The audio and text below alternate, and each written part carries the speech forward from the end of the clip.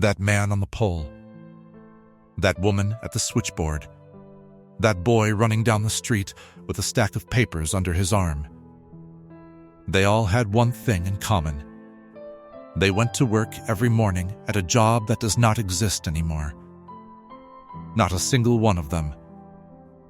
In a few minutes, you are going to meet the man who woke up your whole street before there were alarm clocks, the woman who connected every phone call in town and heard every secret in it, and a job that sent a man into your living room to do something you would never let a stranger do today. 50 of these jobs fill this video. These are the ones nobody who lived it ever forgets, all of them real. Millions of Americans did them, and then the world changed, and now they are gone. If you are old enough, you did not just see these jobs. You knew the person who did them. You knew their name.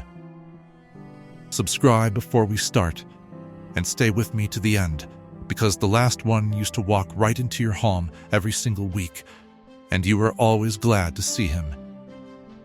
Before there was an alarm clock in every bedroom, someone had to wake the whole street up.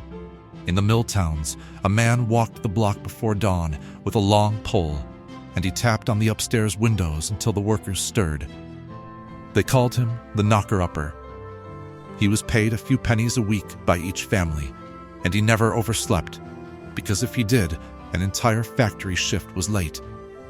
And in the evening, the same kind of job ran in reverse. The lamplighter came through at dusk with a pole and a small flame, and one by one he lit the gas street lamps down the whole avenue, then came back at dawn to put them out. Children followed him down the street just to watch the lights come on.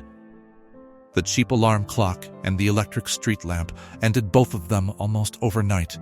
A switch in a box did in 1 second what a man used to walk miles to do. The next job did not wake you up. It listened to you all day long and knew things about your town that nobody else did. When you picked up a telephone in 1950, you did not dial a number. You waited for a voice, and the voice said, "Number, please." That voice belonged to a switchboard operator, almost always a young woman, sitting in front of a wall of holes and wires. You told her who you wanted, and she physically pushed a cord into a socket and connected your call by hand. Here is what people forget. She heard everything. In a small town, the operator knew who was calling whom, at what hour, and about what. She knew when the doctor was sent for in the middle of the night. If your house caught fire, you did not call the fire department. You called the operator, and she called everyone. A single town might have a dozen women running the board around the clock. It was one of the most common jobs a young woman could have in America. Direct dialing erased all of it. Once you could dial the number yourself, the wall of wires went silent, and the voice that knew everything was gone. The next job did not disappear into a machine. It disappeared into a single new invention that sat quietly in the corner of every kitchen. Before the electric refrigerator, every kitchen had an icebox, and an icebox needed ice, and the ice came on a wagon. The iceman drove his route with great dripping blocks under a canvas tarp. You put a card in the front window telling him how many pounds you wanted that day, and he read it from the street, chipped the block to size with a pick, swung it onto his shoulder with a pair of iron tongs, and carried it into your kitchen. Every child on the block knew the iceman, because on a hot day he chipped off the small pieces and handed them out, and a free chunk of ice in July was the best thing that could happen to you. He was not replaced by a better iceman or a faster wagon. He was replaced by a box that made its own cold.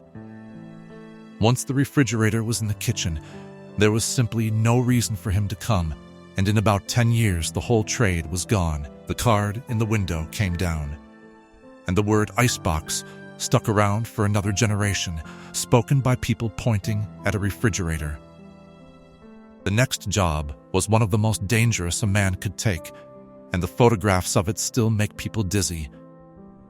They built the skyscrapers, and they built them with their feet on beams the width of a plank, hundreds of feet in the air, with no harness, no net, and no rope.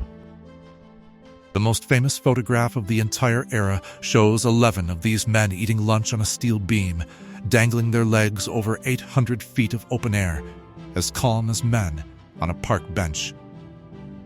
That photograph is real. Those were real ironworkers on a real lunch break.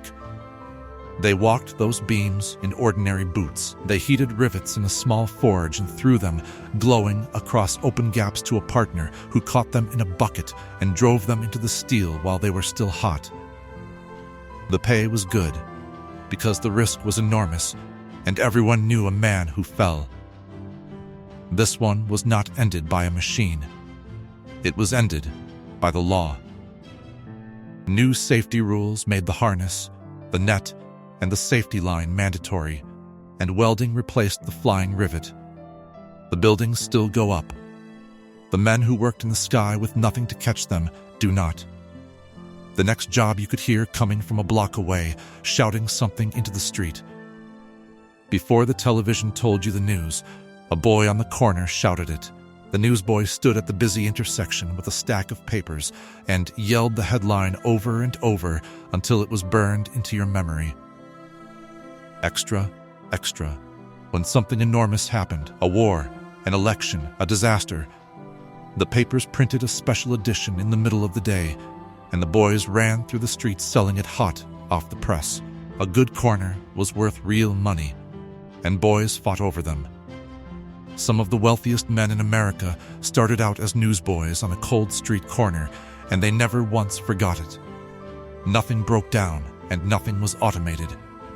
People simply stopped wanting the news that way.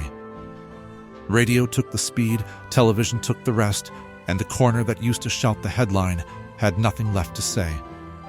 The word extra stopped meaning anything at all. Before we go on, tell me in the comments, did you ever deliver papers or buy one from a boy on a corner? I read every single one. At the bowling alley, before the machine, a person set the pins. By hand. They were almost always boys, and they sat above the lane on a small ledge. When you rolled the ball and knocked the pins down, the boy dropped into the pit, cleared the fallen pins, reset the standing ones into their spots, and rolled your ball back to you down a wooden track. He did this all night, in the noise and the flying pins, for a few cents a game plus whatever tips the bowlers threw down the lane. A fast pinsetter could work 2 lanes at once, and the good ones were legends in their neighborhood. The automatic pin spotting machine arrived in the 1950s, and within a few years every boy in the pit was out of a job. The machine never got hit by a pin, and never asked for a tip. The next job worked its way up the side of the tallest buildings in town, 1 floor at a time. For 100 years, you did not press a button in an elevator. A person ran it for you. The elevator operator sat on a small stool inside the car and worked a large brass handle that controlled the speed and the stop. Landing the car level with the floor so you did not trip stepping out was a real skill that took weeks to learn. A good operator could stop it perfectly every time, without looking. And here is what almost nobody remembers. In the big department stores, the operators announced every floor as you rose, like a conductor. Ladies' handbags, 2nd floor. Menswear, 3rd floor. Going up. That voice, calling out the floors, was part of what made a downtown store feel like an event. The automatic elevator existed for years before this job ended, and the reason is strange. People were afraid to ride in a car with no person inside. It took a long advertising campaign and a recorded voice and a big reassuring red stop button before America would trust an elevator to run itself. Once they believed it, the operators were gone, and one of the friendliest jobs in the city went with them. The next job did not have a route or a corner. It had the whole open road, and it was the only doctor some families ever saw. When someone got sick in 1950, in most of America, you did not go to the doctor. The doctor came to you. He drove out to the farm or across town with a black leather bag. and he sat on the edge of the bed, and he treated you in your own room, with your family standing in the doorway. He knew your whole history because he had delivered you, and your mother before you.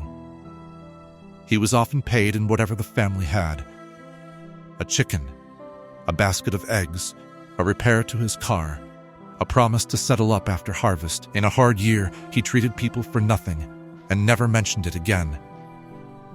The house call did not die from a machine. It died from better medicine. The equipment got too big and too good to carry in a bag. The hospital could do things the bedroom never could, and that saved countless lives. But something was lost when the doctor stopped coming to the door, and the people who remember it will tell you exactly what. Which brings us to the last one. The man you were always glad to see. The one who walked right into your home every single week and turned buying groceries into something the whole family looked forward to. He knocked in the middle of the afternoon with a case that opened into rows of brushes or bright new gadgets, or a full set of encyclopedias bound in leather. Your mother let him in, because that is what you did, and he sat at the kitchen table and showed her every single item, and he always had a small free gift for her just for opening the door. A little brush, a sample, something for the children.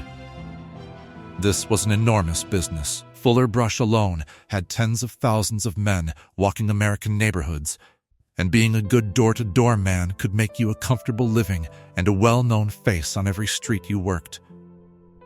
He was not selling brushes. Not really.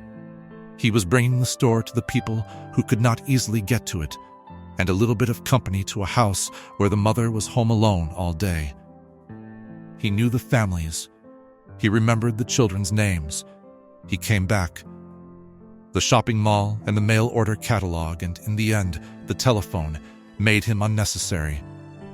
Why open the door to a stranger when everything he carried was cheaper in town or one phone call away? The knock stopped coming. And that is the whole thing. Nobody opens the door to a stranger with a suitcase now. But there was a time when you were glad to, because the person on the other side was not a stranger at all. The knocker-upper tapping the window before dawn, the lamplighter and his little flame, the operator who heard every secret in town, the iceman handing out chips in July, the newsboy shouting the headline, the boy in the bowling pit, the elevator operator calling out the floors, the country doctor on the edge of the bed. Every one of them, gone, replaced by a switch, a machine, a law, a change in how we live. None of it was remarkable at the time. It was just the work. It was who your neighbor was, what your grandfather did, the person you saw every single day and never thought to thank. We do not really miss the jobs.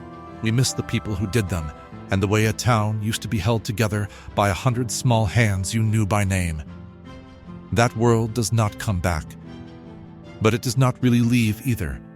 It is still here, in a photograph, in a story, in you. So tell me in the comments, did you ever do one of these jobs, or did someone in your family? Name it, and one thing you remember. Not the work, the person. Subscribe, and we will keep looking back together, because there is a lot more of this country left to remember.